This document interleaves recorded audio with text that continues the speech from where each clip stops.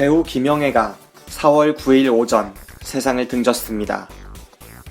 향년 66세, 21살 어린 나이로 첫 연기 활동을 시작한 지 45년 만입니다. 그동안 그녀의 연기에 울고 웃은 수많은 이들이 그 마지막을 안타깝게 지켜보았습니다. 하지만 그 안타까움은 오롯이 그녀를 잃은 우리의 몫이지 배우 김영애의 것은 아닐 것입니다. 병마가 육신을 갉아먹어 삶의 동력이 흐릿해지는 순간까지 배우 김영애는 오로지 연기에 온 마음과 정력을 쏟아부었습니다. 말기암의 고통 속에서도 진통제를 맞지 않고 촬영에 임했다는 그녀의 이야기는 그녀가 떠난 뒤 비로소 언론을 통해 공개됐죠. 어쩌면 그것이야말로 지난 세월 동안 그녀가 연기와 작품, 예술을 대하는 자세였는지 모르겠습니다. 그녀 스스로 말했듯 50이 넘어서까지 활발한 연기 활동을 이어가는 배우는, 그것도 여배우는 그리 많지 않습니다. 더욱이 그녀처럼 강렬한 인상의 캐릭터부터 강한 모성애의 어머니까지를 오가는 배우는 귀하기 그지없죠. 타고난 재능과 운, 노력이 없었다면 결코 다다를 수 없는 경지에 그녀가 있었습니다. 운이 좋은 사람은 김영애가 빚은 매혹적인 순간을 만난 적이 있을 겁니다. 누군가는 그녀를 드라마 황진이의 임백무로, 형제의 강 순례로 기억하겠죠. 다른 누군가는 삼류 변호사 앞에 무릎 꿇고 온 우주의 슬픔을 쏟아내는 듯했던 변호인의 최순애 여사를, 카트의 순례 여사와 판도라의 성여사를 떠올릴지 모릅니다. 그리고 그 모두가 단 하나의 이름, 김영애로 모입니다. 고인의 명복을 빕니다. 그럼 블랙리스트 방송을 지금 바로 시작합니다.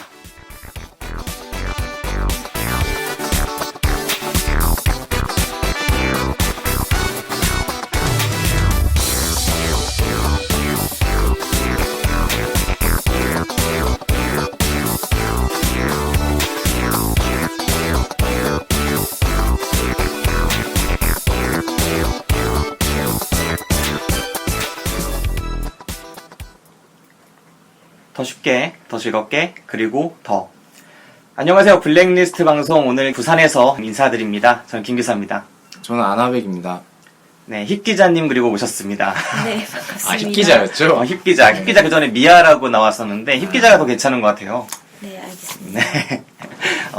우리가 지난번 녹음을 할 때는 우리가 면접을 보러 왔었죠? 그렇죠. 면접을 보러 왔는데 왜 이렇게 주눅이 들어있어요? 아, 그 얘기를 바로 하실지 몰라가지고 당황했습니다. 네, 우리가 이제 기쁘게 합격을 해가지고 이제 내일이면은 새로운 인생의 첫 걸음을 내딛게 됩니다. 네, 아나백님 오늘 기분이 어때요? 되게 심승생소하네요. 약간 설레기도 하면서 약간 두렵기도 하고 무섭기도 하고. 네, 사표 낼 때 기분은 어땠어요? 아, 좋았죠. 아, 좋았어요? 네. 어떻게 좋았습니까? 네, 이거 물어보고 싶었어. 그래서 일상에서 안 물어보고 오늘 방송에서 꼭 들으려고. 진짜 처음 물어보네요. 네. 사표 낼 때 일단 경영지원실에 먼저 가서 사표를 받고 근데 네. 좀 당황하더라고요. 왜 그걸 우리한테 달라 그러니? 약간 이런 느낌? 네. 하고 이제 노트북과 뭐 이런 것들을 반납을 하고 저희 부장한테 갔는데 저희 부장이 그랬거든요. 주말 생각해보고 너의 결정을 되돌릴 수 없을 것 같지만 중요한 결정이니까 주말에 잘 생각해보고 다시 월요일날 얘기하자. 그래서 그렇게 정했습니다. 얘기하니까 나는 네 사표 못 받겠다. 국장한테 직접 갖다 줘라. 와. 네, 그래서 국장한테 가서 제출하고 나갔죠. 네. 근데 좀 홀가분했는데 그렇게 엄청 사이다 이런 느낌은 아니었어요. 아, 그랬어요? 네. 나 같은 경우에는 이제 부장님한테 가서 이제 사표를 드렸는데 갑자기 기분이 너무 좋은 거예요. 이렇게 사표를 그러니까 나는 되게 진지하게 갔고, 진지하게 그냥 특별히 기분이 막 좋다고 생각도 안 했는데, 사표를 들고 이제 부장에게 다가가는 그 걸음 순간 너무 즐거운 거 있잖아요. 갑자기 입꼬리가 올라가서 내려오질 않는 거야. 당황해가지고. 제가 원래 그런 사람이 아니거든요. 되게 무례하다거나, 또 웃음이 엄청 많거나 그런 사람이 아닌데, 너무 입꼬리가 막 올라갈 것 같고 그런 거예요. 그래서 억지로 막 자제하면서 부장한테 글을 드렸는데, 부장님이 너 너무 좋은가 보다. 이런 거 있잖아요. 속에서 막 끓어오르는 기분 좋음. 이런 것들이 그렇다고 제가 기자 생활하면서 막 스트레스를 받거나 이런 것들은 아니었거든요. 엄청나게. 그런데도 뭔가 좀 기대가 컸나 봐요. 새로운 인생에 대한 기대와 막 그런 것들이 커서 부장님이 네 표정을 보니까 진짜 너는 한번 믿어줘야겠다 이렇게 말씀하시면서 그래도 수리를 해주시더라고요. 제가 일주일 더 잡혀서 다니긴 했습니다만 아무튼 네. 근데 저는 별로 실감이 안 나다가 어제 이제 저희가 9시 40분 차를 타고 부산에 내려왔는데 한 6시나 5시 반부터 이제 짐을 싸기 시작했어요. 근데 그때부터 약간 도대체 내가 무슨 짓을 저지른 거지? 그러니까 이런 생각이 드는 거예요. 오늘도 아침에 이렇게 일어났는데 내가 여기서 뭐 하고 있는 거지? 약간 이 선택이 어긋나면 어떻게 될까 이런 걱정이 약간 스물스물 올라오는 게 있었어요. 저는. 어젯밤에 서울역에서 만났잖아요. 네. 서울역에서 만났는데 딱 처음에 이제 진짜 실감난다. 뭔가 저지른 것 같다. 이런 말을 하더니 그 다음부터 오늘 이제 만 하루가 딱 지났죠. 하루 정도가. 그 사이 춥다는 말을 6, 7번을 하는 거예요. 그래서 이게 나는 정말 물리적 추움일까? 심리적 추움일까? 그런 생각이 들면서 아나백의 막 심경분할을 좀 느낄 수 있었던 것 같아요. 어제는 실제로 추웠던 것 같아요. 오늘 잠을 제대로 못 자가지고 제가 추웠던 것 같습니다. 이따가 꼭 그거 넣어주세요. 제가 녹음했거든요. 코 고는 거. 네. 제가 지난번에 방송에서 제가 그냥 웃기자고 그냥 가볍게 이제 아나백 코 고는 소리를 들었다 이렇게 얘기를 했던 거를 그렇게 마음에 담아가지고. 진짜 같이 누워서 불을 끄고 이따가 한 10분 뒤가 20분 뒤에 갑자기 코를 골기 시작하는 거예요. 새벽까지. 그래서 저는 잠을 이루지 못했죠. 뒤척이며. 네. 알겠습니다. 그 녹음해주신 정성 제가 감사하게 받겠습니다. 네. 오늘 방송은 다큐멘터리 영화예요. 조금 불편하지만, 맞나요? 아니죠. 조금 불편한 그다지 불행하지 않은. 네. 조금 불편한 그다지 불행하지 않은이라는 다큐멘터리 영화를 가지고 왔고요. 임덕윤 씨라고 완전히 지금 안 보이시는 분이죠. 완전히 안 보이시는 네네. 전맹이라고 하나요? 전맹 시각장애인입니다. 그런데 태어날 때부터 시각장애인인 분은 아니죠. 네, 중간에 뭐 당뇨나 이런 것들로 인해서 영화를 보면은 중도 시각장애라고 나오죠. 중간문의 시력을 잃은 예. 네, 삶의 중간에 시력을 잃은 그 시각장애인 감독의 영화입니다. 우리가 보통 영화라고 하면 시각 매체라고 하잖아요. 종합예술 매체라고 하지만 그 중에서도 시각을 가장 중요하게 생각하는 예술 매체인데 과연 시각장애인이 영화를 어떻게 찍어냈을까? 좀 신선하게 다가왔던 부분이 큰 것 같아요. 네, 저는 진짜 아무것도 안 보이는 감독인지 몰랐거든요. 좀 어느 정도 단계별로 있으니까 좀 반 정도는 보이지 않을까? 좀 흐릿하게 보이는 게 아닐까 했었는데 완전히 눈이 안 보인다고 해서 과연 그 편집부터 뭐 촬영 이런 것들이 어떻게 진행됐을지 참 궁금하더라고요. 네, 이 영화 조금 불편한 그다지 불행하지 않은에 대해서 이야기를 해보도록 하겠습니다. 일단은 본격적인 영화 이야기를 하기 전에 오늘 처음으로 저희 팟캐스트에 제대로 참여하게 되는 건 처음이죠. 네, 네. 힙 기자님 먼저 잘 모르시는 분들도 있을 수 있으니까 자기소개랑 그 다음에 오늘 방송에 어떤 마음으로 오게 되는지 얘기 좀 해주세요. 네, 반갑습니다. 저는 부산에서 일을 하고 있고요. 어떤 마음으로 왔냐면, 네, 좋은 마음으로, 선한 마음으로 왔습니다. 확실합니까? 선한 의지? 네, 왜냐면, 컨택트를 너무 비난하시는 이 대표님을 보고, 네. 여기서 대표는 김 기사. 네, 김 기사님을 보고, 이러면 청취자들이 다 떠나간다. 네, 청취자들 바지 가랑이를 붙잡아야 된다는 마음으로. 네. 그런 의미에서 오늘 컨택트 댓글 소개 먼저 한번 해볼까요? 네, 러브즈님께서 댓글을 달아주셨는데요. 따끈따끈한 오늘 7시, 저녁 7시에, 지금이 네. 이제 저녁 8시인데, 네. 달아주신 거예요. 읽어드리면, 컨택트를 좀 더 이해하고 보시면 김 기사님이 정말 좋아할 영화인데 아쉽네요.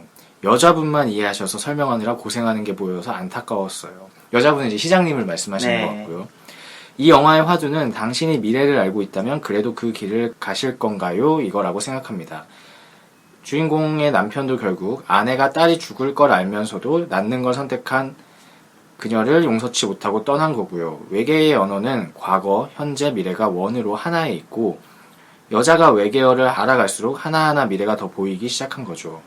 결국 영화 편집 자체도 하나의 원처럼 끝과 시작이 맞물려 있어요. 끝이면서 시작이고 시작이면서 끝인 거죠. 드니 빌레브 감독은 인생과 운명, 사람의 원초적인 감정을 다루는 사람인데 SF 영화를 만들어서 처음엔 생소했는데 인간의 운명을 다루려고 소재를 빌려다 쓴 느낌.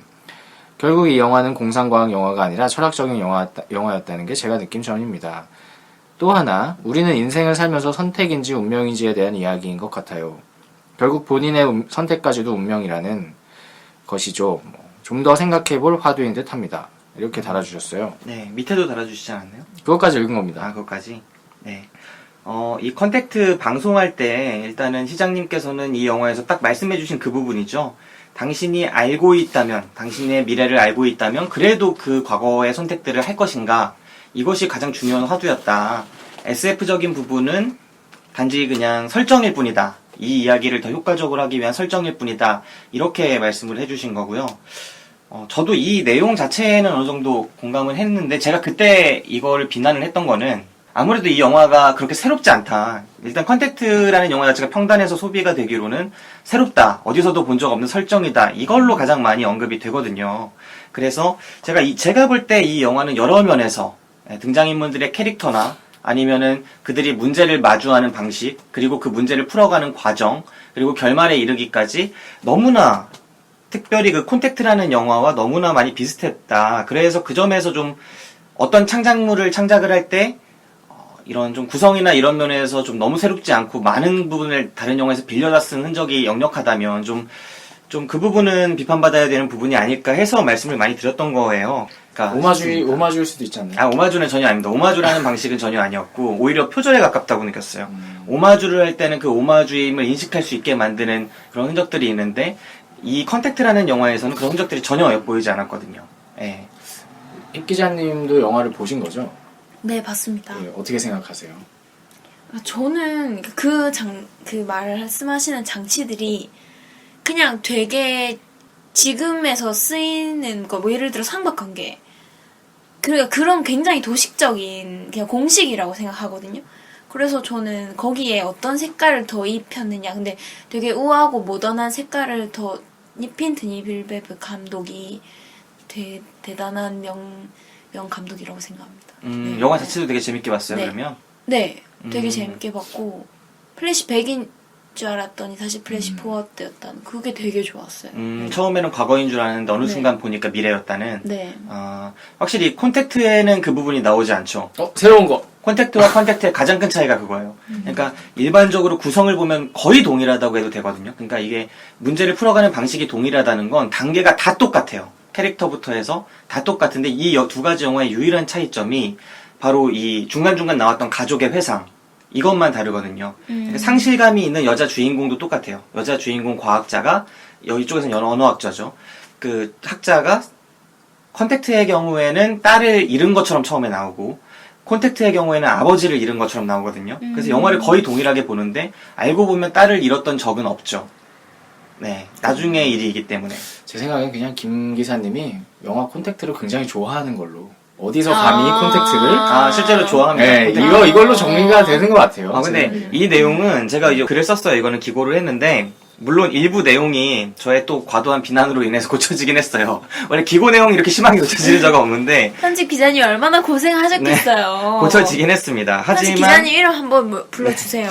아무튼 네, 고쳐지긴 했지만 주요 내용들은 그대로이기 때문에, 그러니까 이 비교한 내용, 두 영화의 공통점을 비교한 내용이 흔히 그냥 비슷한 소재를 갖다 썼던 영화의 수준을 넘어서서 기승전결의 기승전결이 거의 모두 비슷해요.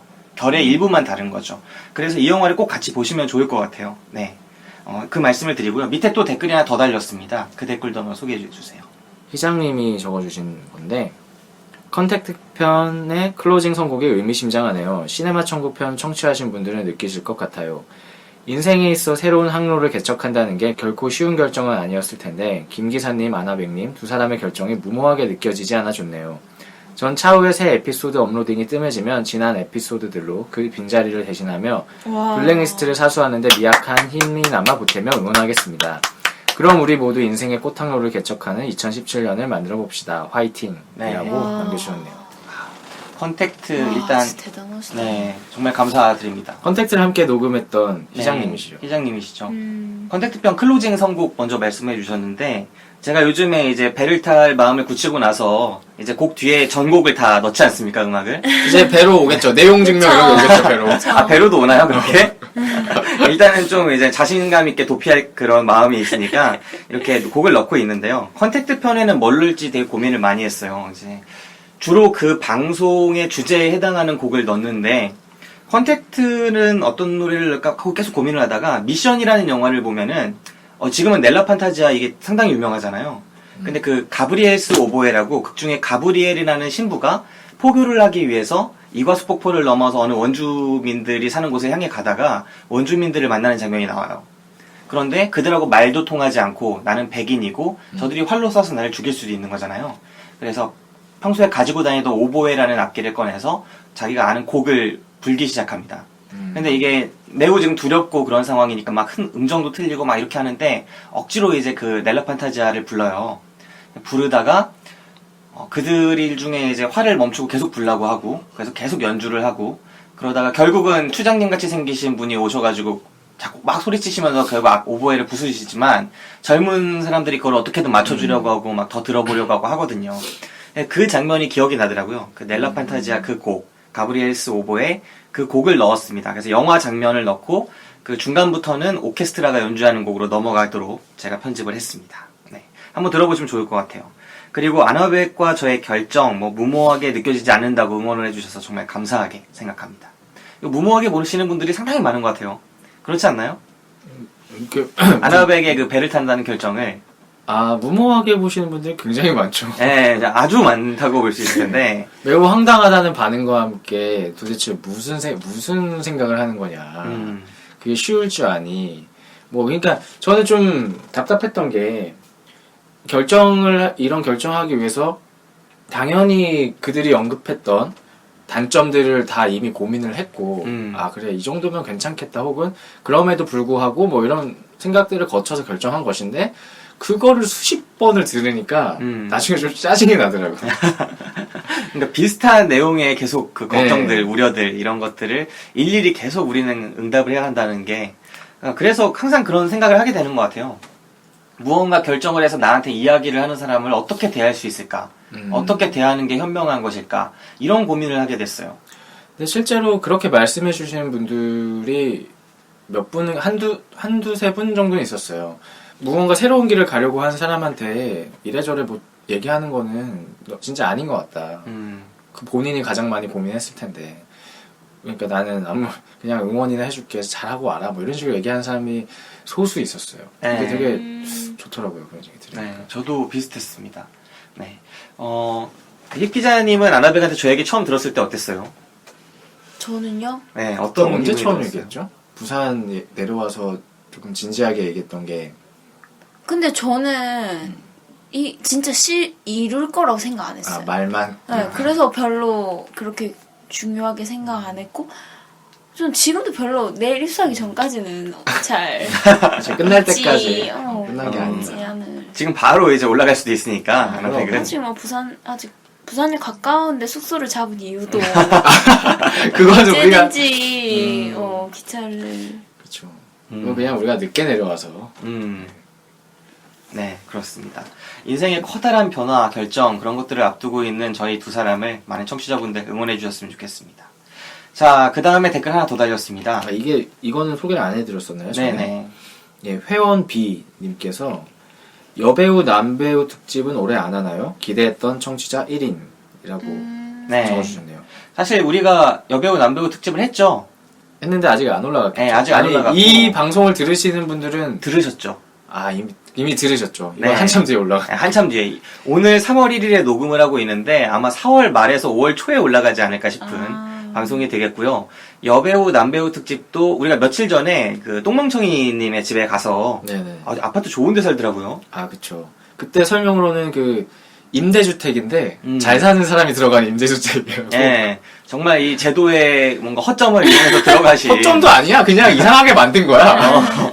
그래, 제도 자체가 뭔가 이상한 부자들을 위한 임대주택이 되는 그런 곳이 돼가지고 좋은 집에 지금 살고 있어요, 형제가. 그것도 부모님이 제주도 제주 이민 뭐 이런 걸 가셔가지고 네. 형제 둘이 살고 있죠. 그 큰 집에. 네. 강아지 한 마리와 함께. 근데 그 강아지도 성격이 엄청 특이하던데, 성격이. 그 주인보다 이 손님을 반기는 이런 모습. 네, 주인을 약간 돌보듯이 하고. 하지만 주인이 이를 잘 안 닦여가지고 네. 냄새가. 아, 난 오징어 냄새가 어디서 나나 했는데 계속 올라오더라고요, 그 강아지한테. 그리고 또 사람을 잘 못 보는 게 아나백을 엄청 좋아해요, 그 강아지가. 그런데 아나백은 개를 싫어한다는 거. 저는 걔를 잘 못 만져요. 예. 그래서 저한테 막 칭얼거리고 막 이렇게 오는데 너무 막 어떻게 할 바를 모르겠는 거야. 계속 도망다녔죠. 네, 걔가 사람 말 들었으면 그때 걔가 아나백 쳤습니다, 제가 볼 때. 말을 그냥 아주. 아니 저는 네. 말은 부드럽겠죠. 아 그러지 마. 그냥 입냄새 심하게 난다. 그렇지. 양친 언제 했니? 이런. 그거는 똥멍청님한테 얘기하는 거죠. 네. 얘를 향해서 얘기하고 있지만 네. 아무튼 그렇게 반겨주는 개를 보니까 또 마음이 좀 색달랐어요, 저는. 이 개 키우는 사람들은 이런 마음으로 키우면 좋겠구나. 진짜 외롭지 않겠구나. 사람을 정말 잘 따르는구나. 이런 생각을 하면서.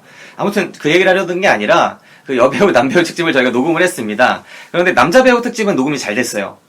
그렇죠. 그런데 여자 배우 특집은 좀 이제 가면 갈수록 좀 얘네가 무슨 얘기를 하나 싶으실 겁니다.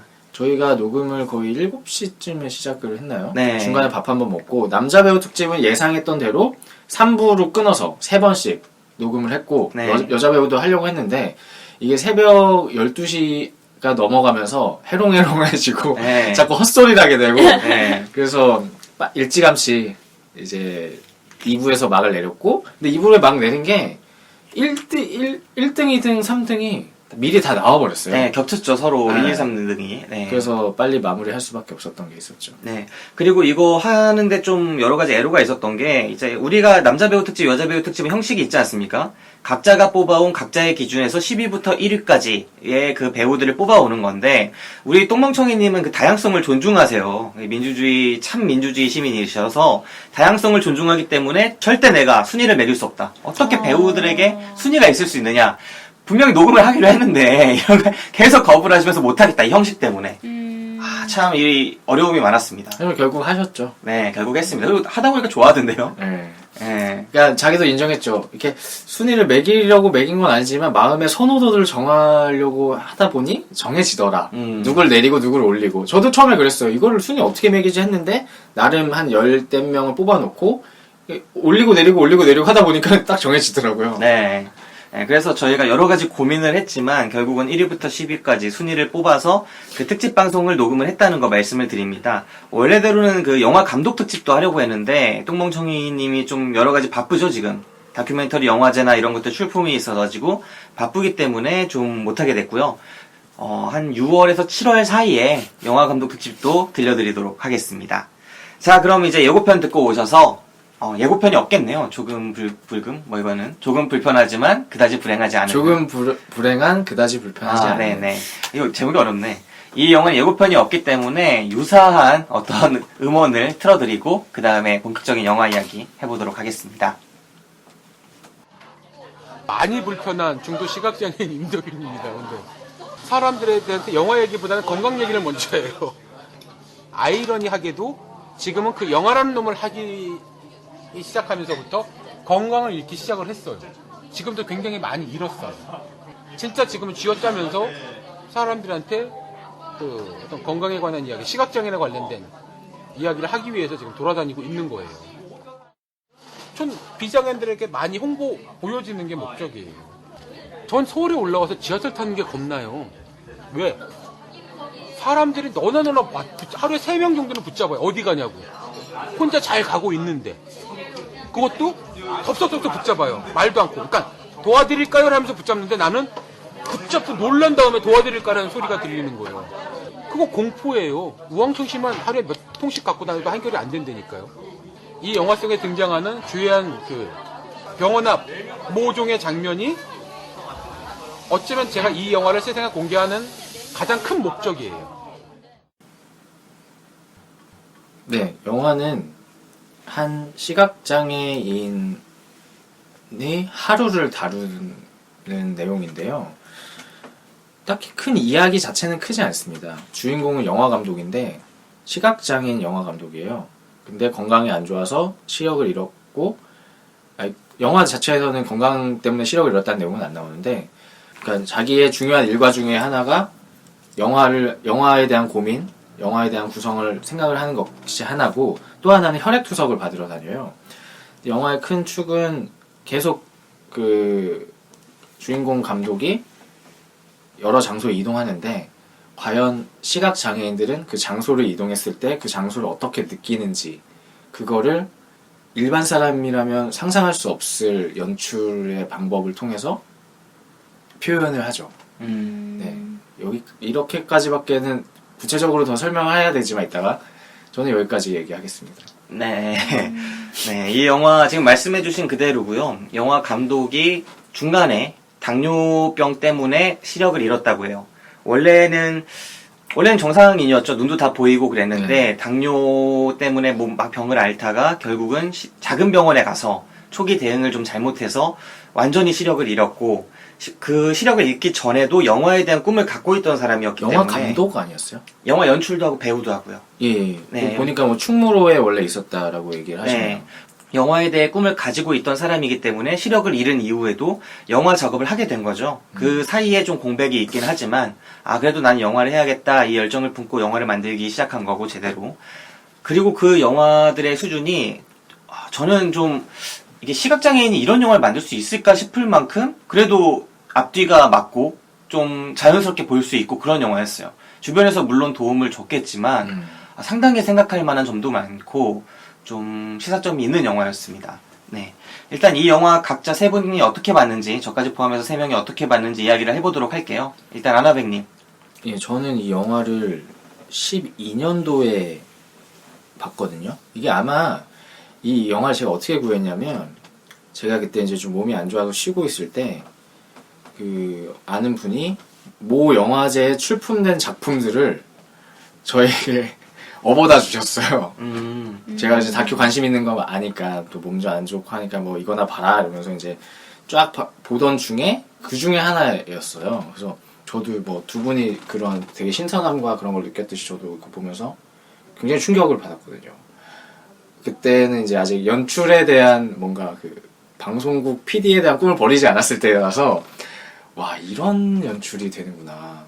그러니까 뭐 아까 이따가 다시 얘기하겠지만, 뭐 그런 상황이 어떤 연출이냐면, 어떤 상황, 내가 어떤 새로운 공간에 갔을 때 시각장애인들은 안 보이잖아요. 영화도 자기 본인을 제외하고 다 까매요. 근데 자기가 만지는 순간, 혹은 어떤 음식이라면 자기가 그 음식을 가지고 입에 대는 순간 그 어둠이 걷히고 혹은 블러 처리된 게 블러가 없어지고, 그걸 이제 관객들이 체험하게 되는 거죠.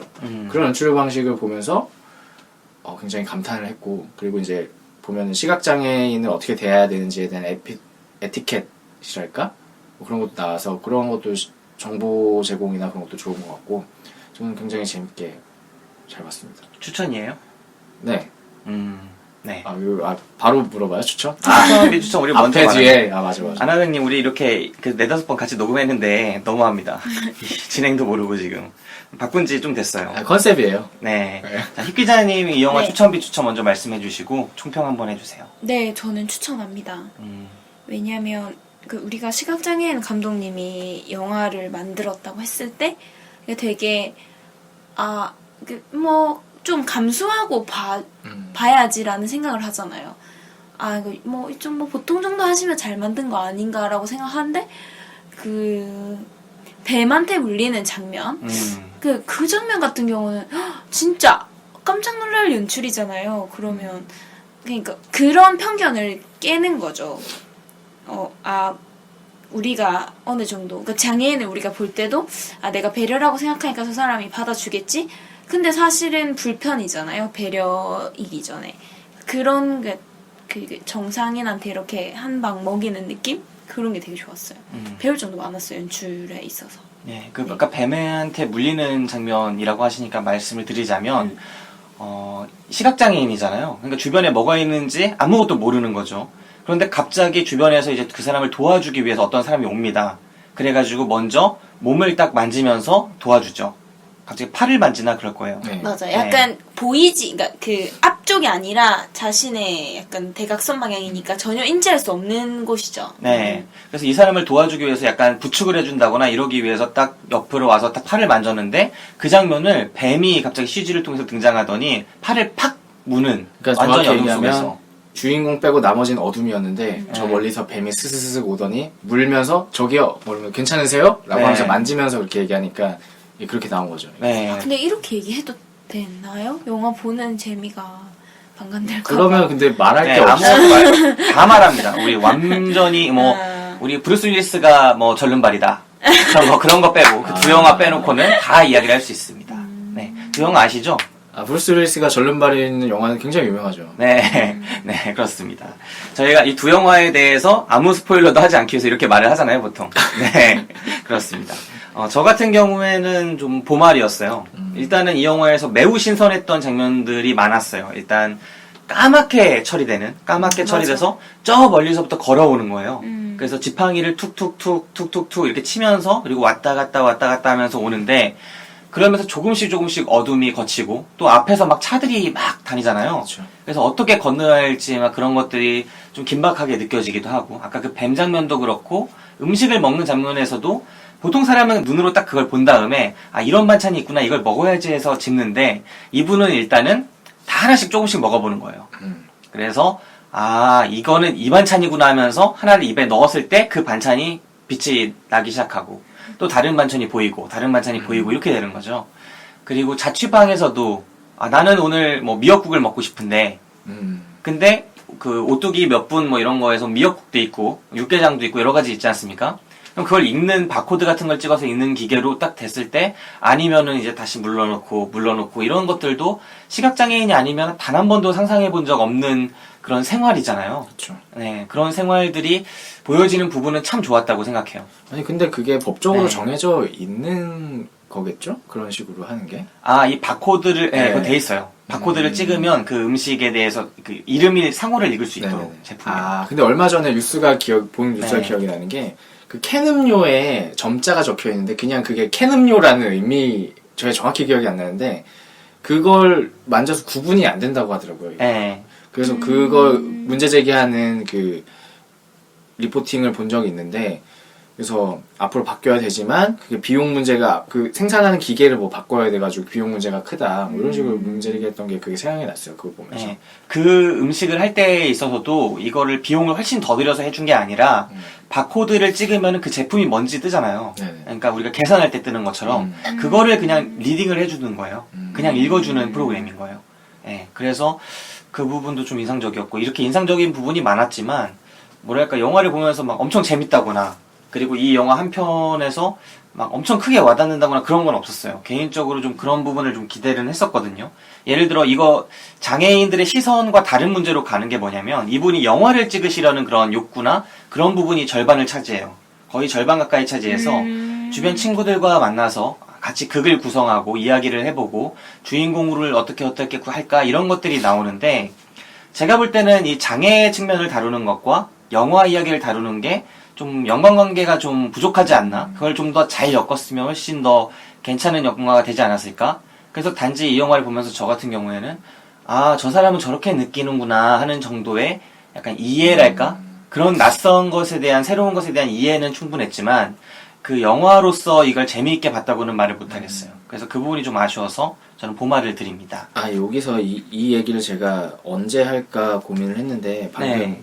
김 기사님이 말씀해주신 거 이어서 하면 될 것 같아요. 영화를 이렇게 네이버에 검색해 보면은 그 조금 불편한 그다지 불행하지 않은 0.24라는 맞아, 검색어가 맞아. 뜨고 0.34가 떠요. 43. 43? 네네네. 근데 이거를 제가 찾아보다가 이거에 대한 답이 있더라고요. 어떤 분이 리뷰를 올려주셨는데 관객과의 대화를 가서 직접 질문한 거예요. 그 답을 올려주신 건데 이걸 읽어드리면 뭐 당뇨로 시력을 잃고 신장도 망가진 뒤 영화를 다시 시작하기로 했을 때 스텝을 구하기가 쉽지 않았다. 그리고 자신이 현장을 통제할 수 없기 때문에 전문가를 써야 된다고 생각했지만 뭐 내가 아는 사람들이 이미 충무를 다 떠났다. 그래서 전화를 통해서 섭외를 하다가 시각장애인이라고 하면 다 전화를 끊어버렸다. 그러다가 도와주시는 분을 많이 만났는데 제작비 한계 때문에 바라는 영화를 100% 만들 수 없었다. 그래서 원하는 상태를 1이라고 할 때 이 영화는 그 1의 0.24% 수준이라고 생각했다. 그래서 0.24라고 적었다. 첫 번째. 그리고 두 번째 0.43인 거는 그 중간에 영화를 보면은 이 주인공이 침을 맞기 위해서 병원에 가는 장면이 있어요. 네. 근데 거기서 어떤 친구인 남자분이 여자 목소리로 그 주인공을 속이는 장면이 있어요. 맞아. 네. 덕윤 씨, 뭐, 네. 이렇게. 근데 그 장면이 0.24는 없었는데 여기는 있었다. 그래서 자기 생각엔 곡에 들어갔기 때문에 0.34로 뒤에 붙였다. 4-3으로. 4-3으로 죄송합니다. 예, 그런 게 있어서 그러니까 이게 뭐 여기 또 대답을 해주신 게 있는데 한 가지만 더 덧붙이자면 제가 지팡이를 들고 춤을 추는 장면을 추가하고 싶습니다. 디즈니 영화를 보면 마법사들이 빗자루와 한 몸이 되어 움직이는 장면들이 있지요. 그런 개념으로 나와 지팡이가 일체된 모습을 보여주는 겁니다. 그럼 한 이건 0.73 버전이라고 붙여야 할까요? 뭐 이런 식으로 대답을 했다고 해요. 그래서 이분이 생각하는 1이 어떤 건지는 정확히 모르겠지만 그 1이란 거를 본인이 붙였을 때 어떤 영화가 될까 그런 건 좀 상상해보면 재밌을 것 같긴 해요. 예, 궁금하긴 하네요. 본인의 영화의 완성, 좀 지향이라고 할 만한 게 어느 정도 있고, 그거를 몇몇 장면이 추가됐을, 그 병원 장면이 추가됐을 때 크게 올라간 거잖아요. 0.23에서 4-3으로 올라갔으면은 네네. 거의 2배 가까이 올라간 건데, 그 장면 어땠어요? 그 장면 크게 감흥 있었나요, 볼 때? 네, 저는 그게 왜 감흥이 있었냐면 예전에 그 어둠 속의 대화라는 그런 게 있어요. 이게 뭐라고 전시라고 해야 되나 큐레이팅이라고 해야 되나 체험이라고 해야 되나? 그 신촌에 가면은 네. 그게 있는데 시각장애인 분이 하시는 가게가 있는 거죠? 가게라고 해야 되나요? 그러니까 가면은 어디 같이 모여서 들어가요. 그러면 진짜 아무것도 안 보여요. 그러면 어떤 그 큐레이터 분이 끌고 다니면서 이런저런 체험을 시켜주세요. 일로 오세요. 우리는 지금 보트를 탑니다. 이러면 보트 타고 어디 가서 자 뭐 이 냄새를 맡아보세요. 보트도 타요? 근데 이제 실제로 타는 건 아니겠죠. 거기 우리가 시각이 제거됐으니까 어떤 그 바람과 어떤 덜컹거린 음향 이런 걸로 그런 기분을 느끼게 해주는 거죠. 근데 거기서 했던 것 중에 하나가 음료수를 맛보는 게 있었는데 그때 이제 큐레이터 분이 그렇게 얘기했죠. 시각이 제거된 상황에서는 맛도 제대로 느낄 수 없다. 실제로 속이진 않았겠죠, 저희를. 뭐 그때 오렌지 주스인지 뭘 마셨는데 저는 오렌지 주스라고 생각했는데 전혀 뭐 다른 뭐 그런 거였어요. 정확하게 기억이 안 나는데. 그래서 이게 시각이 나는 제거된 상태에서 맛도 되게 다르게 느낄 수 있구나. 이걸 느꼈었는데 우리가 그렇게 속인다고 속아질까? 라는 생각이 들지만 실제로 그럴 수도 있지 않을까. 시각이란 게 제거된 상황에서 제한된 걸로 판단을 해야 되는데 정말로 그 전에 봤었으면은 저 좀 너무 오반데? 라고 생각을 했을 수 있겠지만 그런 경험을 한번 했으니까 실제로 저렇게 속을 수도 있지 않을까? 라는 생각을 했던 것 같아요. 그 장면을 보면서. 그 신촌에 실제로 가게가 하나 있어요. 시각장애인 분이 운영을 하시는 술집 같은 가게가 있는데 거기서는 이제 뭐 종업원 분들이 손님 눈을 다 가려놓고 인도를 하시고 조명도 완전히 영화에 없고 나오셨나요? 어바웃 타임에 비슷하게 나오죠. 실제로 그 큐레이터 분들이 시각장애인들. 네네. 네. 근데 어바웃 타임은 좀 이제 많이 미화된 가수 레이첼 맥아담스 만나고 그러잖아요. 근데 여기는 이제 그런 건 아니고 좀 체험의 성격이 강한 그리고 약간 만남의 장이라기보단 그런 가게가 있는데 아무튼 그런 경험을 하셨네요. 예. 예, 저도 좀 궁금하긴 하더라고요. 그런 가게를 가보면 어떨까. 한번 해보세요. 네. 상당히 낯선 경험일 것 같아요. 그 펩시콜라나 뭐 코카콜라 눈 가리고 하면 모른대요. 환타랑 이렇게 섞어놓으면. 환타랑? 네, 환타랑 펩시콜라랑 코카콜라 구별 잘 못한다고. 네. 뭐 펩시랑 코카콜라는 구분을 못할 수 있죠. 눈을 떠도 구별을 못할 것 같은데. 근데 환타는 좀 신기하네요. 네, 그렇다고 합니다. 자, 일단 키워드 토크로 넘어가 봅시다. 각자 어떤 키워드를 뽑았는지 일단 두 분은 추천 주셨고 저는 본말을 준 영화인데 이 영화를 보고 나는 이 영화에서 이것을 뭐 주제까지는 아니더라도 이걸 매개로 한번 이야기를 해보고 싶다라고 하시는 걸 하나씩 말씀을 해보겠습니다. 먼저 네. 획 기자님. 저는 소통병을 키워드로 했어요. 소통병? 소통병. 네. 그런 말이 있나요? 아니요, 제가 지어낸 건데, 그러니까 요즘 느끼는 게 다 막, 소통해야 돼. 우리 소통해야 돼. 어떤 조직이든, 우리 소통해야 돼. 약간 그런 강박에 시달리는 것 같잖아요. 네. 근데 다 저는, 오네요. 되게 좀 문제의 시작이 거기서부터 시작된 해석되는 것도 있다고 생각하거든요. 그러니까 이 영화 제목도 조금 불편한 그러나 불행하지 않은.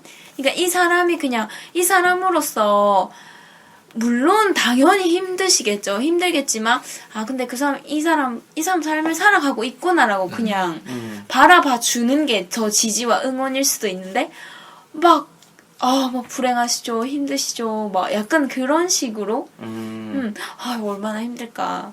이제 그렇게 해야만 한다고 우리가 약간 강요받는 것 같아요. 그 되게 뭐 황당한 게 뭐 가끔씩 이제 뭐 정책표 이런 거 보면 이달의 목표 뭐 해서 혁신 소통을 위해 네이버 카페 익명 게시판을 이용합시다 이런 게 가끔씩 이제 시청 들어가면 붙어 있거든요. 이게 지금 정책이라고 이걸 내놓은 거예요. 이러면 그냥 같이 한숨을 쉬죠. 이제 젊은 공무원과 이렇게. 그러니까 우리 모두가 약간 이게 불통이 나쁜 거죠. 불통이 나쁜데 그 소통이 되게 선이고 해야만 한다는 걸로 너무 강요받고 있는 것 같아요. 그냥 바른 이해는 그냥 지지하고 응원하는 것도 멀리서 바라봐 주는 것도 좋은 소통이 될 수도 있지 않을까. 네. 저 소통을 하기 위해서 회식을 하고 소통이 깊어지고 요즘 제일 일은 힘들지 않니. 좀 안 물어주시면 가장 힘들지 않습니다. 네. 소통병. 아나병은 어땠어요? 이 소통 키워드로 좀 볼 수 있을 것 같아요. 뭐 영화 자체보다는 그냥 영화를 보고 이제 기자님의 어떤 주변의 지금 상황과 뭐 그런 걸 말씀하신 것 같은데 뭐 그 부분은 뭐 젊은 조직에 몸담은 젊은 사람들이라면 누구나 공감하지 않을까. 네.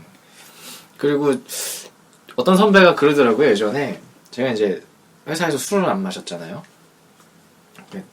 화배가 너는 근데 그 선배도 이렇게 말을 좀 이렇게 평소에 막 친근하게 하고 그런 거 아니고 좀 약간 수줍음 타입인데 술 취해가지고 화배가 너는 다 좋은데 약간 그 앵기는 게 없어 막 이러는 거예요. 근데 내가 왜 앵겨야 되냐고. 내가 좋아하는 사람한테 그러니까 다가가서 하기도 바쁜데 뭐 다 앵겨야 되나? 뭐 이런 식으로 얘기했는데 그런 거 보면서 다들 그런 거 있어. 선배들은 그런 식으로 방금 힙 기자님이 지적한 소통을 하고 싶은데 요새 약간 자제하는 게 있어요. 약간 한 40대 중반? 초반 선배들은? 제가 있었던 조직은 그랬거든요. 근데 이제 부장들은 그런 거 없죠. 저는 이 영화 보면서 생각난 게 그 소통이라고 하면은 진짜 둘 다 동등하고 완전한 주체로서 소통을 할 수 있는 거잖아요. 어떻게 보면은. 근데 이 영화 속에서의 임덕윤 씨 같은 경우에는 결국은 동정이나 위로를 받는 입장이고 그거를 자유롭게 할 수 있는 사람이 있는 거예요. 과연 이렇게 좀 상황의 불평등이죠, 이거는. 그리고 또 회사 같은 차원에서는 직장 상사가 있고 또 이제 부하 직원이 있고 또 인사고과를 주는 사람이 있고 받는 사람이 있고 인사고과를 주진 않더라도 적어도 그 어떤 영향력을 미칠 수 있는 사람이 있고 그럴 수 없는 사람이 있죠. 그래서 완전한 소통은 이런 여러 가지 관계를 고려할 때 좀 있기가 어려운 게 아닌가 하는 생각이 들면서 그래서 소통보다는 응원이 더 필요할 수 있겠다. 서로 알아서 거리를 지켜주는 것들. 그리고 진짜 네. 딱 일적인 부분만 커뮤니케이션만 제대로 돼도 정말 완벽한 소통이거든요.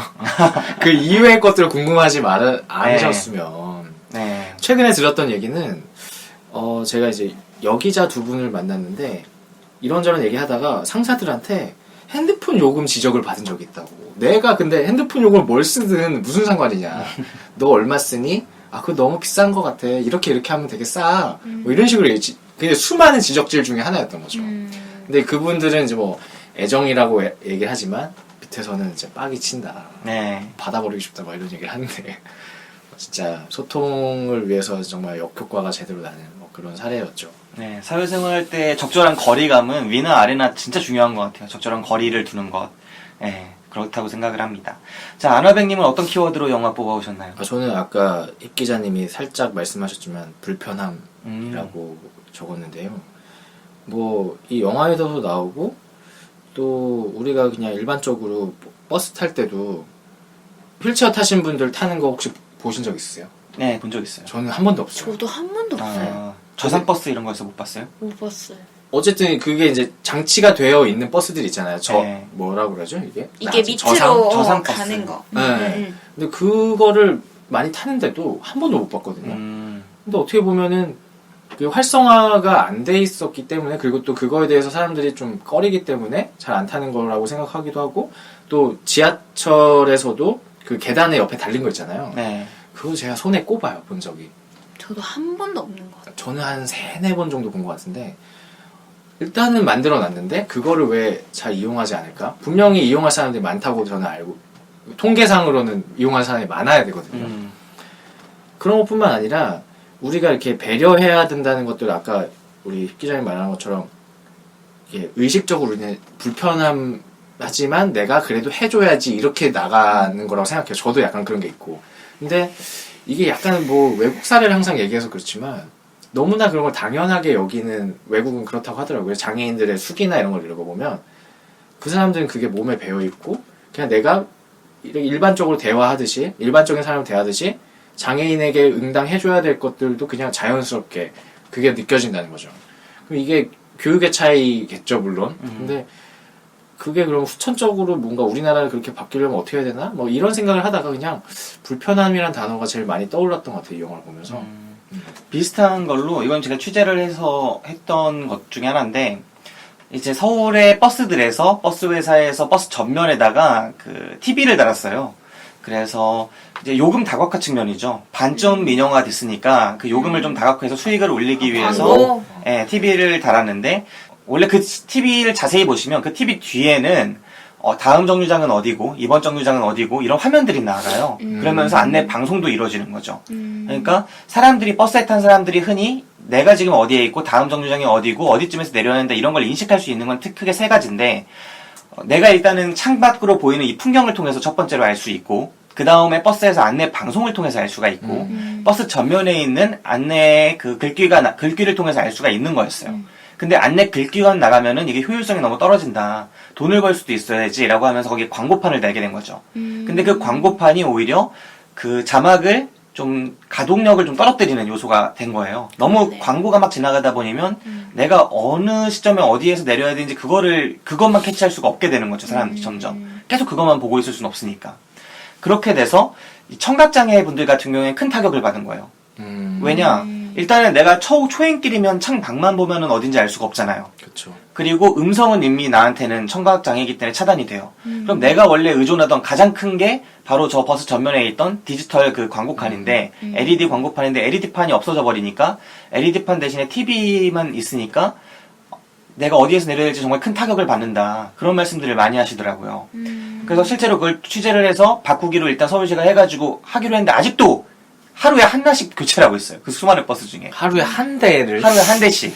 왜냐면 이 예산이 서울시에서 외주를 준 거잖아요. 근데 이제 우리가 취재를 해서 바꾸기로 정책을 바꿨으니까 이제 전면적으로 다 교체를 해야 되는데, 서울시는 이미 자기네 돈으로 하는 게 아니기 때문에 장기적으로 교체한다라고까지만 해줄 수 있는 거예요. 그러면 이제 그게 YTV거든요. 이압TV 뭐 이런 건데. 광역버스는 GTV. 네, 그렇죠. 이제 그 TV에서는 사실 그 TV가 최근에 인수가 됐어요. 그러니까 원래 그쪽은 그렇게 설치한 사람들 사업자가 아닌데, 책임상 이거를 이제 인수를 받았기 때문에 해야 되는 거죠. 근데 자기네 돈이 없으니까 하루에 한 대씩 거의 교체를 하고 있는 꼴이더라고요. 그래서 청각장애인 분들이 그런 것들을 하나 설치를 할 때도 청각장애인부터 해서 시각장애인이랑 이런 것들 다 고려를 해야 되는구나라고 새삼 느끼는 계기였어요. 예. 아무튼 그런 일이 생각이 나게 되네요. 그렇습니다. 저는 대학교 다닐 때 시각장애인 복지관에서 그 낭독봉사 했거든요. 저도 살짝 했었어요. 신문 읽어주는 거, 조간. 그럼 이제 한국장애인 신문이랑 그다음에 일간지 몇 개 선생님이 이제 오려서 주시면은 읽고 나오는 건데, 네, 그렇게 그걸 또 낭독봉사를 하려면 시각장애인 이수를 해야 돼. 시각장애인의 이해 이래가지고 한 3시간 정도 그 기본적인 점자란 무엇인가 이런 개론을 쭉 듣는 거죠. 흰 지팡이는 어떻게 사용하고, 그다음에 뭐 우리가 시각장애인 분들 만나면 이렇게 팔꿈치로 먼저 팔꿈치를 에스코트를 해야 되는데, 그런 기본적인 매너를 되게 배우는데, 그런 걸 배우면은 맞아 스르륵 해놓고 그 낭독봉사를 해서 일주일에 몇 번씩 찾아가면은 내가 이 사람들을 이해했 없다는 생각에 빠지기 쉽지만 사실 이 다큐의 검정 블러 화면을 보고 엄청 놀랐어요. 아 맞아, 내가 뭘 안다고. 맞아, 그거 3시간 교육 받는다고 뭘 안다고. 네. 아나백도 그거 녹음 시도하다가 결국은 한 권을 끝마치지 못했다면서요? 아, 예, 그때 저도 이제 하고 싶어서 그거를 찾아봤는데, 어디 성북구 쪽에 하나 있더라고요. 가서 얘기를 해서 이제 책을 한 권 골랐는데, 그분이 해주신 말이 사실. 총균세 아니야, 총균세. 그러니까 처음에 좀 힘들 수도 있으니까 짧은 걸 하든지 아니면 두꺼워도 자기가 좋아하는 책을 해라. 근데 그때 이제 신해철 자서전이 있었어요. 두꺼운. 아, 이걸 하겠다. 그래서 한 3분의 1을 하다가 제가 취업을 하게 되면서 계속 하고 싶었는데 주중에만 가능하더라고요. 맞아. 주말에는 안 하고. 맞아. 그래서 포기를 하게 됐던. 네. 결국 그 mp3 파일은, 그 음성 파일은 버려진 거죠? 그렇겠죠? 폐기. 안타깝습니다. 아쉽네요. 네, 이거 방송 들으시는 분들도 이런 게 있다, 이런 봉사활동이 있다라는 것 자체를 모르시는 분들 되게 많을 것 같아요. 그냥 한번 되게 해보면. 시각장애인 복지관도 되게 많고요. 음. 거기서 할 수 있는 거 되게 많아요. 이분들 검정고시도 많이 치셔서 검정고시 교육도 있고요. 낭독 봉사도 있고, 우리 책 읽어주는 리더기 있잖아요. 네. 그러니까 그 리더기에 읽힐 책을 또 만들어야 되거든요. 네. 우리 모든 책은 뭐 양장본도 있고 책마다 크기가 다 다르고 재질이 다르잖아요. 그럼 이제 막 우리가 가위로 자르던가 손을 좀 봐서 그 리더기가 읽을 수 있게 만들어줘야 돼요. 아, 제가 지금 생각나는데 학교 도서관 알바를 하다가 잠깐 이제 다른 업무를 하게 됐는데 그게 그 일이었어요. 학교의 시각장애인 학생들을 위해서 그쪽에서 요청이 오면 그거를 스캔을 떠서 텍스트화 시켜요. 맞아. 근데 그 텍스트가 완벽하게 텍스트화가 안 돼요. 뭐 이상한 문자가 있으면 그게 어긋나거나 아니면 약간 오타가 나거나 그러면 원본하고 비교해서 그걸 쳐가지고 파일로 넘기는 거예요. 그러면 그걸 다시 음성으로 그 사람들이 들으면서 공부를 할 수 있는. 갑자기 생각났네요. 네. 까먹고 있었어. 충실하게 했습니까? 충실하게 4주 하다가 튀었죠. MBC로. 네. 또 좋은 회사 들어가고 고생 많이 하셨겠네. 뭐 계약직이었어요. 좋은 회사는 뭐 합니까? 계약직. 네, 그렇습니다. 자, 키워드로 불편함 꼽아주셨고요. 저는 키워드로 시선을 꼽을게요. 시선. 네.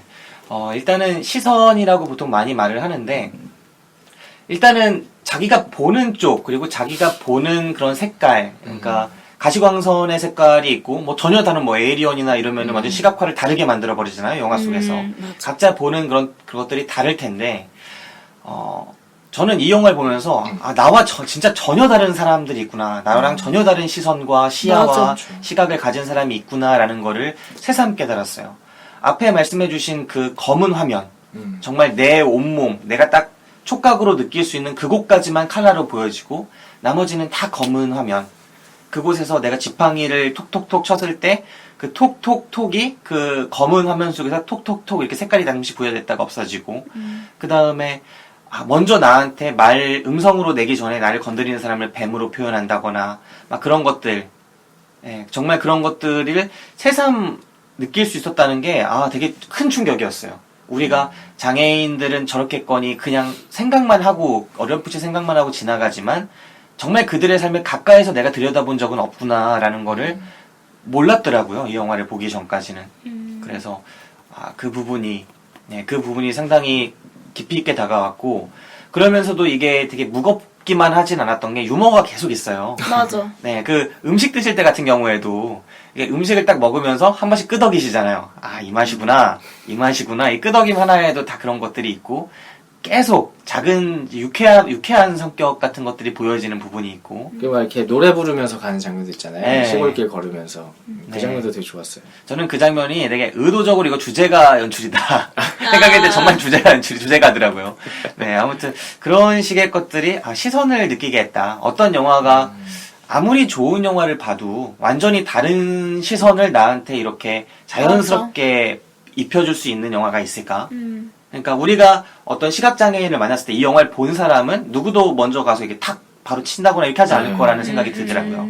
네. 아까 말한 뱀. 그렇죠. 장면. 뭐 내 팔꿈치를 먼저 이렇게 잡으라고 하면 모를까? 그거를 이렇게 먼저 치면서 그렇게 무례하진 않겠구나. 정말 몰라서 이 사람한테 무례하게 느껴지는 것들이 있겠구나라고 생각하게 돼서 참 좋은 영화였습니다. 저는 시선 꼽겠습니다. 네, 불편함 꼽아주셨고요. 저는 시선 꼽았고, 뭐 꼽아주셨죠? 소통병이요. 아, 소통병. 네, 소통병 꼽았습니다. 자, 이제 연관 콘텐츠 혹시 있으시면 하나씩 말씀해 주시면 좋을 것 같아요. 저는 그냥 보다가 그 네. 속이잖아요. 네. 그 친구가 여자 연기를 하면서 속이잖아요. 그 주인공을. 그때 번뜩 생각한 게 어둠 속의 댄서라는 영화가 생각났어요. 네. 그러니까 전반적으로 잘 기억은 안 나는데 그 집주인 남자가 여자분이 시각을 잃은지는 안 밝히죠, 주변에. 네. 근데 안 보인다는 건 알고 나가는 척 하면서 문을 닫으니까 여자는 네. 이제 그때 돈을 자기가 숨겨놓는 데다가 돈 모아놓는 통에다 돈을 넣죠. 근데 그 남자는 이제 몰래 가서 그 돈을 이제- 가지고 가버리죠. 네. 그냥 그 장면이 생각이 났어요. 아, 그 라스 폰트리에의 어둠 속의 댄서, 그 비오크가 연기했고, 뮤지컬 영화 약간 성격이 있는. 아, 저도 정말 좋게 봤는데, 지금 말씀해주신 장면이 그 영화에서 가장 임팩트가 강했던 장면이었던 것 같아요. 소름. 네. 그러니까 그 여자는 시각장애인인 거를 최대한 티를 안 내지만, 남자는 알잖아요. 시각장애인인 게 티가 나니까. 그리고 아마 그 전에 이 네. 여자가 그 남자를 믿고 얘기를 해줬던 것 같아요. 제 기억에는. 네. 집주인이 되게 잘해주니까. 네. 그래서 그 여자가 이제 돈이 어느 정도 공장에서 계속 일을 하니까 돈을 좀 모아겠겠거니 생각을 하고 그 집주인 남자가 자기가 나간 것처럼 문만 닫아버리는 거예요. 그쵸. 안에서. 숨죽이고. 그랬더니 여자가 아직 나갔으니까 내 돈을 딱 숨겼는데 나중에 그걸 털어가죠. 그때 사실은 이 집주인 남자도 알고 보면 그렇게 나쁜 사람은 근데 아니었거든요. 뭔가 돈이 처음부터 필요한 보면. 상황 아니었어요? 네, 돈이 필요한 상황이었어요. 근데 결국은 그런 선택까지 하는 걸 보면서 사람이 약하다는 게, 그러니까 약하다는 게 악하게 만드는구나. 그거를 좀 봤던 것 같아요. 그러니까 우리가 보통 악한 사람은 악한 사람이고 선한 사람은 선한 사람이다라고만 생각하기 쉬운데 그 왜 먹을 게 있어야 밭에서 인심이 난다고. 그리고 그 곳간에서 인심. 네, 곳간에서 인심이 난다. 아, 정말 죄송합니다. 그리고 그 뭐죠? 분자도 사흘을 굶으면 이제 남의 집 담을 넘는다. 막 이런 말들 있잖아요. 그런 것처럼 좀 자신의 그 상황적인 약함이 어떤 악함을 낳을 수 있구나라는 거를 좀 크게 와닿았던 영화라서 많은 분들 보시면 좋을 것 같아요. 요즘 뭐 기본소득부터 해서 많은 복지적인 문제들이 거론이 되고 있잖아요. 예, 그런 것들이 우리 사회를 어느 정도 낮게 만들 수 있을까? 이런 것들을 한번 고민하면서 보기에 좋은 영화랄까요? 예, 그 남성의 캐릭터가 좀 그런 것들을 많이 생각하게 했던 캐릭터였어요. 네, 저도 그 영화 꼽으려고 했거든요. 아, 그래요? 그러니까 시각장애 하면 가장 그 뭐 영화 먼저 떠올라요. 네네. 네. 혹시 어떤 영화나 뭐 네. 네. 아, 저는 송혜교랑 조인성 나온 그 겨울 바람이 분다. 네. 거기서 송혜교가 시각장애인으로 나왔거든요. 네. 아, 근데 이게 드라마의 되게 단점이 이렇게 장애를 가지고 있는데 송혜교야. 이러니까 그게 되게, 그러니까 장애라는 게 아까 되게 힘들고 지난한 과정이고 그게 자기 얼굴이나 몸에 배이는데 우리가 그걸 간과하게 되는 거죠. 그러니까 잘 안 와닿더라고요. 용기를 못한 건 아닌데. 그래서 사실 장애를 가지면 힘들잖아요. 옷도 잘 못 챙겨 입게 될 거고, 그렇죠. 뭐 밥도 잘 못 챙기니까 그런 게 삶의 고단한 흔적이 배어 있는 게 정상인데, 그런 게 없는 드라마여서 내내 보면서 좀 아쉽다고 생각했거든요. 네.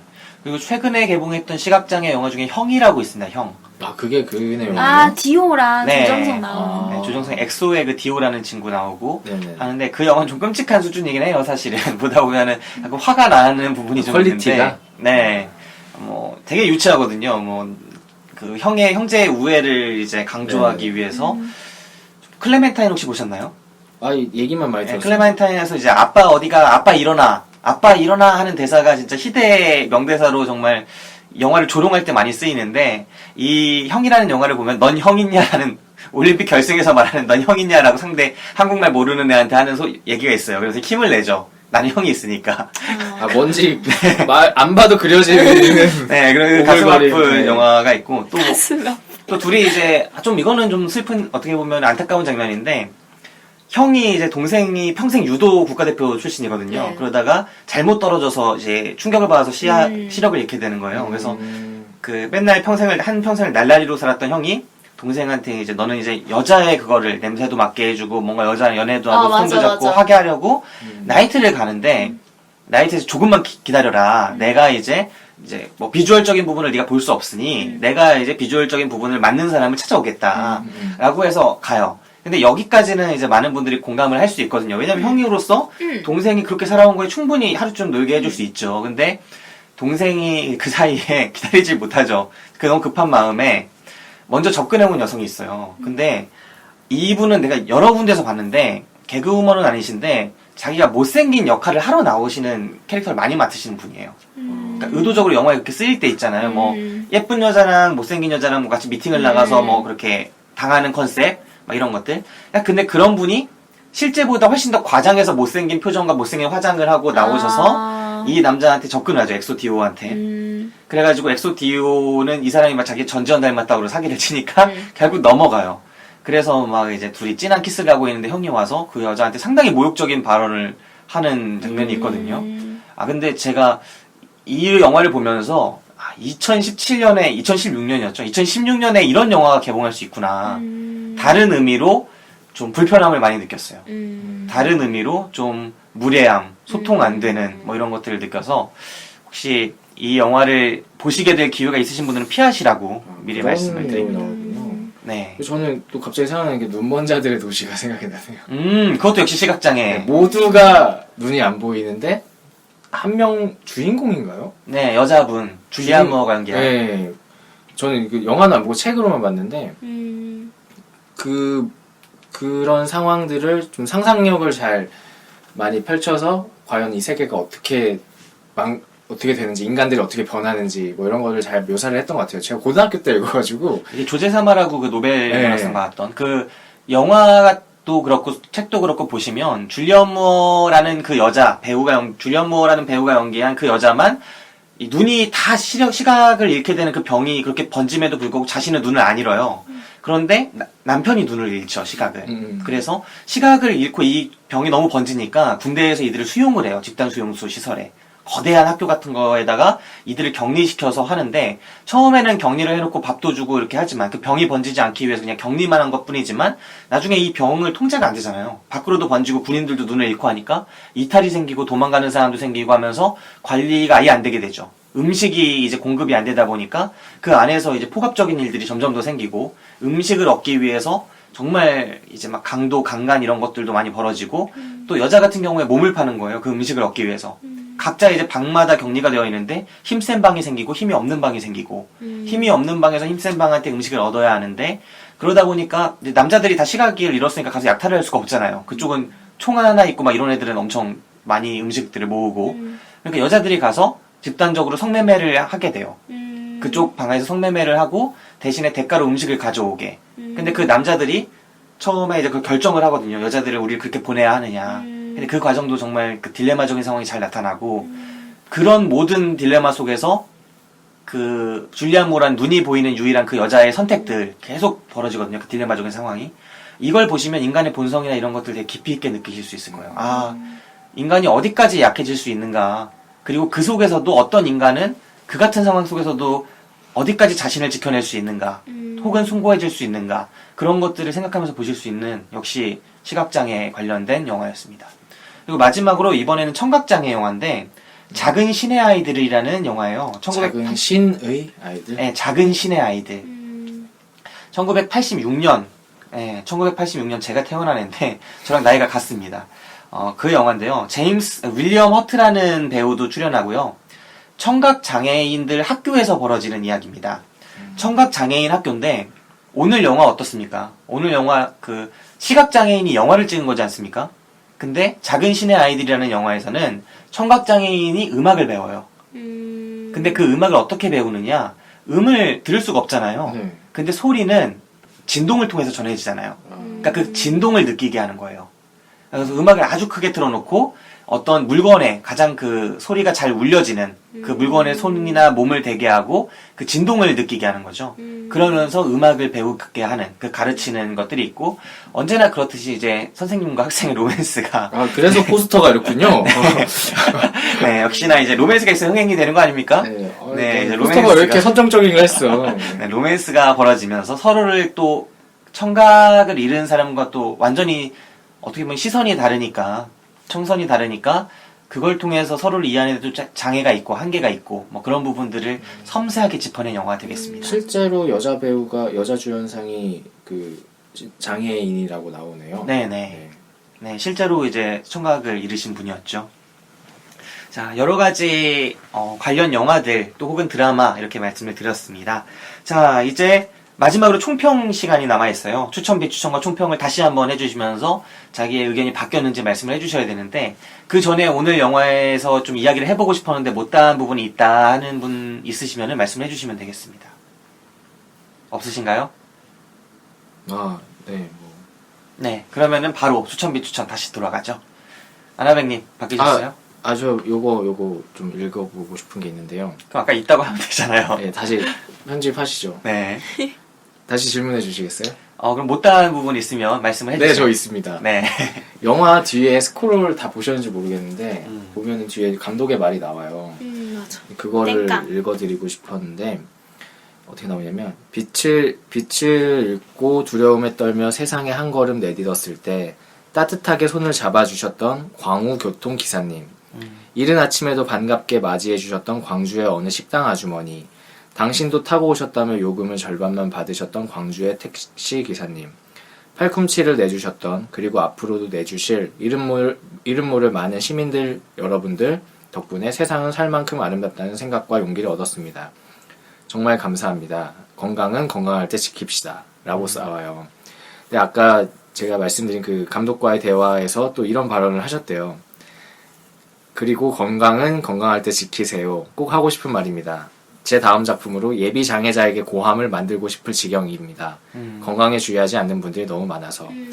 그러니까 이분도 어떻게 보면은 뭐 이분 스스로 생각하기에 막을 수 있었던 건데 좀 자기가 약간 좀 치료를 덜 적극적으로 했거나 나는 뭐 건강하지라는 어떤 자만 오만 이런 것 때문에 좀 건강을 잃으신 게 아닐까. 근데 여기 같이 딸려있는 영상 같은 거 보면은 우리나라의 장애인 분들이 맞아. 90%가 사고나 질병으로 인해서 장애인이 된 케이스래요. 그래서 뭐 어쩔 수 없는 경우는 있겠지만 막을 수 있는 부분들은 충분히 막을 수 있지 않을까. 그걸 또 이분이 이렇게 좀 열심히 말씀하시는 것 같고 저도 뭐 한때 몸이 안 좋았던 적이 있었기 때문에 이게 나이랑은 상관없구나 건강을 그런 생각을 많이 했거든요. 그래서 그걸 좀 얘기하고 싶었어요. 네, 오늘 이제 아나백이랑 카페를 가는데 아나백이 많은 갈등 끝에 얼그레이를 시키더라고요. 그리고 요즘에 이런 모습들이 많아요. 이제 본인은 뭐 쉐이크 먹고 싶고 여러 가지 이제 달달한 거 먹고 싶은데 또 많은 고민하다가 결국 시키는 거 보면 항상 얼그레이 그런 모습들을 보면서 건강을 지키려는 그게 있구나. 건강보다 그건 이제 살이 좀 많이 쪄서. 살 빼려고 설탕 안 먹고. 배 살을 진짜 좀 많이 제거. 먹어요. 대식가. 오늘도 폭식을 했죠. 네. 기름진 것들로. 네, 그렇습니다. 자, 그럼 추천인가요? 비추천인가요? 저는 추천이죠. 네, 여전히 유지. 네네네. 일단 진짜 아까 김 기사님께서 꼽아주신 단어 키워드 시선이란 것처럼 또 아까 힙 기자님이 예전에 교육을 받았지만 다시 한번 이 영상을 보고 충격을 먹었다. 그때는 나는 아무것도 모르고 있었구나. 이런 것처럼 저도 마찬가지였고 이 영화를 구해서 보기는 쉽진 않을 것 같아서 좀 아쉽긴 한데 그리고 이렇게 제가 여러분께 보내드린 것도 그렇고 제가 받은 영상도 이게 그닥 합법적인 루트는 아닌 것 같아서 그래도 저희 이제 댓글이나 뭐 이런 것들 통해서 좀 남겨주시면 혹시 압니까? 혹시 모르죠. 네, 뭐 저희가 드린다고 말씀을 못 드려요. 이게 합법적이지 않기 때문에. 네. 못 드리죠. 네, 못 드리는데 댓글 또 남겨주시면. 그렇죠. 네, 그렇습니다. 네, 아무튼 전 추천. 네, 추천. 자, 팁 기자님은 어떠세요? 저도 추천이요. 네. 우리가 이렇게 하루에 24시간을 낭비하면서 사는데 1시간 38분을 이거를 본다고 해서 굳이 그렇게 내 인생에 보는 걸 추천합니다. 네. 36분밖에 안 하죠. 그러니까 그 관련 영상까지 다 아, 여기 뒤에 네네네 같이 있는 공익 것들? 광고까지. 네네네. 저도 다 봤어요. 근데 저도 봤어요. 그 공익 광고가 진짜 잘 만들었던데요. 예, 그리고 그 자우림 남편분이 네, 나오시는. 맞아요. 김영주 씨. 아, 그분이 자우림 남편분이에요? 네네네. 아, 김유나 씨. 자우림 남편분이라고 하면 좀 그렇네. 아. 공식 남편도 아니고. 네. 김유나 씨의 씨 남편. 네. 제가 보기엔 그건 이제 공무원들 보라고 만드는 것 같은데 어쨌든 아 그렇네. 네네 정말 잘 민원 의뢰하고 만들었던데. 맞아. 되게 잘 설명해 놨더라고요. 네. 아무튼 뭐 메일이 아니죠. 댓글 남겨주시면 혹시 그것까지 같이 갈지 합니까? 네. 저는 보말 유지하고요. 일단은 내 곁에 사는 사람이다. 근데 한 번도 만나보지 못했다라는 생각을 해봐요. 역시 이제 제가 취재하면서 좀 느꼈던 건데, 지체장애인 관련해서 좀 취재를 한 적이 있었거든요. 근데 지체장애인이 정말 많더라고요. 비율이 절대 적지가 않아요. 100명이 있으면 2명 가까울 정도로 지체장애인이 있어요. 한국 사회에. 그런데 만나본 적이 있느냐 물으면 제 친구들도 다 없더라고요. 저도 없어요. 그래서 그분들한테 왜 그러느냐 이렇게 물어보니까 안 나가는 거예요. 그분들이 집 밖을 안 나가는 거예요. 지체장애인 분들이. 부모님하고만 있는 거예요. 그리고 그 지체장애인 같은 경우에는 뭐 시각장애인이랑 좀 다른 차원이지만 지체장애인 같은 경우에는 좀 폭력적이거나 공격적인 성향을 가지신 분들이 좀 있죠. 네, 그러다 보니까 점점 더 사회성이 떨어지고 외부로부터 격리되는 경우가 많다고 하더라고요. 그래서 그분들한테 친구가 몇 명이냐 이런 설문들을 물었었는데 평균적으로 나온 게 1점대예요. 1점 몇 명이에요. 그러니까 자기가 자유롭게 연락할 수 있는 친구가 2명이 안 되는 거죠. 그리고 이제 제가 들었던 얘기는 지체장애는 지적 능력과 전혀 상관이 없는 것인데 다들 아이로 본다는 거죠. 네. 정신 연령이 뭐 5세 또는 정신 연령이 낮을 거여서 대할 때도 굉장히 하대하고. 네. 근데 저는 그냥 신체에만 문제가 있을 뿐인데. 그 수단일 뿐인데. 그래서 그런 인식 개선도 되게 필요하다는 얘기를 듣고. 제가 볼 땐 그분이 이제 외국인도 하대하고 다 여자들도 하대하고 그분이 모든 사회 문제를 다 만드시는 분이에요. 그런 분 하대하시는 분, 아르바이트생한테 바로 반말하시고 그런 분들 계시잖아요. 그렇죠. 그러니까 9명이 막 팔꿈치 내주고 아까 막 그 반값만 받으시고 대시기사분들 이렇게 해도 그분이 막 어디 가서 다 하시는 거죠. 근데 그런 것뿐만 아니라 이제 네. 뭐 어떤 일자리라든가 뭐 그런 부분에 있어서 어떤 지적인 능력을 충분히 발휘할 수 있는데 못한다는 걸로 딱 단정을 내버렸을 때의 어떤 제약들이 굉장히 많다는 거죠. 네, 그래서 그 지체장애인 같은 거 고용하면은 지체장애인이나 이런 분들을 이제 3급 이상 받으신 분들을 고용을 하면은 그 업체에다가 지원이 나가요. 근데 지원이 나가는데 그게 아무래도 예산의 한계도 있고 이렇게 입법 취지는 그런 거였겠죠. 예산의 한계나 이런 게 있기 때문에 연착륙 시키는 거예요. 처음에는 지원금을 좀 많이 주다가 중간 주다가 이제 끊어버리는. 그러면 자연스럽게 잘 취업이 됐겠거니 하는데 보통은 자연스럽게 해버리십니다. 그래서 그 왜 마라톤에 나오는 그분도 해고당하셨잖아요. 맞아. 공장 다니시다가. 조 선생님. 네. 네. 그런 경우도 많고 또 지체장애인 중에는 한 가지 역할을 반복해서 학습시키면 상당히 잘하는 분들도 많거든요. 그래서 그런 분들을 좀 사회화를 시켜서 이제 일을 시켜도 금방금방 이렇게 잘리고 하다 보니까 좀 내몰리는 게 강한 것 같아요. 오아시스가 생각이 나네요. 아, 네. 자기가 조카를 돌봐주고 있잖아요. 옆에 부부가. 근데 부부가 그 조카가 사는 방에 가서 집에서 성관계를 맺으면서 야, 제가 뭘 알아 이러면서 성관계를 하잖아요. 근데 사실 다 알잖아요. 네. 그리고 뭐 지적 능력이 낮은 것도 아니고 그냥 아까 말한 거랑 갑자기 비슷한 것 같아서 떠올라서 말씀드렸어요. 네. 그 지체장애인들을 그래서 더 사회로 끌어내는 것들이 그들 개인의 삶뿐만 아니라 밖에 있는 저 같은 사람들의 인식에도 상당히 큰 도움이 되는 것 같아요. 저들이 저렇게 많고 같이 살아가는 사람인데 왜 내 곁에 있는데 난 한 번도 이 시각장애인도 그렇고 못 봤을까? 많이 이렇게 얘기를 해본 적이 없을까? 내가 관심이 없기 때문이기도 하지만 사회적으로 배제시키는 실제로 못 봤던 거죠. 힘이 분명히 존재를 하는 거죠. 그래서 저는 그 지체장애인 취재하면서 그걸 너무 많이 느껴서 그래서 서울시 박원순 시장님 정책들이 그래서 상당히 좋았었어요. 그분들한테 이제 바리스타 교육을 시켜서 지금 벌써 7호점인가 8호점 냈잖아요. 그래서 지체장애인들만이 하는 카페들이 있어요. 그래서 그분들이 바리스타를 하시는데 그렇게 밖으로 점점 더 끌어내는 모습이 우리도 그들을 볼 수 있고 맞아. 그들도 우리를 보게 돼서 서로에게 좋지 않나 사회적인 노력이 필요하지 않나 하는 생각을 또 해봅니다. 네. 저는 어쨌든 그렇게 해서 좋긴 했지만 이 영화는 앞에 말씀드린 이유가 여전히 유지돼서 그 똥멍 보말입니다. 감독님이 그런 네. 얘기를 했어요. 김기사의 보말은 굉장한 추천이다. 그래요. 본인이 엄청난 감동을 먹었을 때 추천을 주지, 보말은 일반 사람들의 추천이다. 뭐 그런 말씀 하시더라고요. 그래서 거의 뭐 박평식 평론가, 뭐. 네, 그 짜기로 유명한 박평식이. 그렇죠. 예. 소금평론, 소금 비평. 꼭 그렇진 않은 게 똥멍청이님은 자기 영화가 저에게 보말을 받았기 때문에 자기가 그렇게 말한 것도 있어요. 아, 그렇구나. 네, 본인 영화가 보말을 받았기 때문에. 아, 그건 그 생각은 못했네요. 네, 그거예요. 네, 아무튼 그렇습니다. 자, 오늘 영화 이제 추천비 추천까지 다 끝났습니다. 이제 마지막으로 오늘 방송 뭐 어땠는지 그냥 감상 하나씩 해볼까요? 아니, 뭐 아, 김기사가 굉장히 아까 걱정하더라고요. 네. 길게 할 수 있을까? 네. 근데 잘 나온 것 같아요. 네, 한 시간 좀 넘게 했어요. 네, 네. 많은 얘기 한 것 같아서 한 시간 동안 저는 네, 즐거웠습니다. 네. 네, 즐거웠습니다. 근데 피곤하네요. 왜 이렇게 저는 일을 했기 때문에. 네, 그죠. 저희는 휴일이었지만. 너무 피곤하네요. 네. 저, 김기사 하나 즐겁게 했습니다. 네, 오늘 사실 녹음하는 장소는 다음 방송에서 알려드립니다. 그럼 지금까지 블랙리스트였습니다. 전 김기사였습니다. 아나백이었습니다. 힙 기자였습니다. 블랙리스트와 함께 오늘을 즐거워합시다.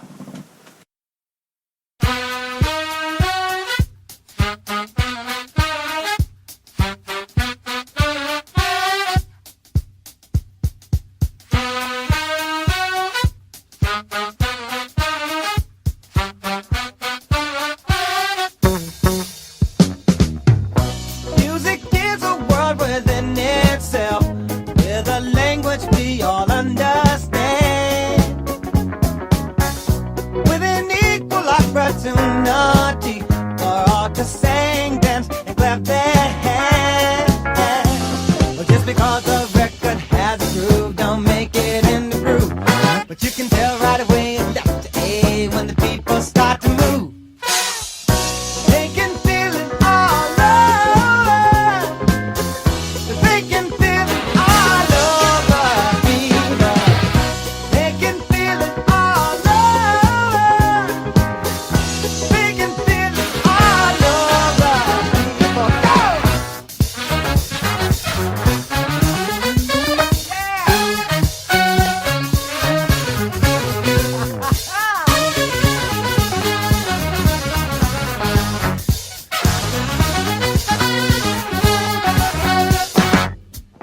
Music knows it is and always will be one of the things that life just won't quit. But here's some of music's pioneers that time will not allow us to forget now. But there's Basie Miller, Timo, and the King of all Sadu. And with a voice like Alice ringing out, there's no